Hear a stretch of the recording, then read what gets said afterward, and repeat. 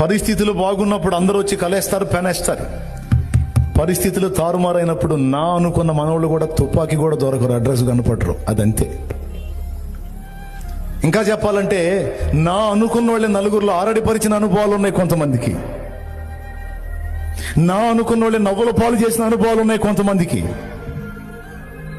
పాపం ఏబునైతే వదిలేశారు మొత్తం. కట్టుకున్న భార్య కూడా, ఎందుకు నీ బతుకు దేవుడు దేవుడు అంటున్నావు, సిగ్గు లేకుండా దేవుణ్ణి తిట్టి చావరాదా అంది. అయినా వదలడే. నా విమోచకుడు సజీవుడు,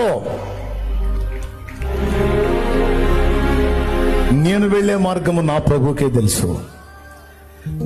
ఇది శోధన గడియ, నాకు శోధింపబడిన తరువాత నేను సువర్ణంగా మారుతాను. నేను మరలా నా పూర్వపు వైభవాన్ని నేను పొందగలను. నా దేవుని చిత్తమైతే చెయ్యగలడు.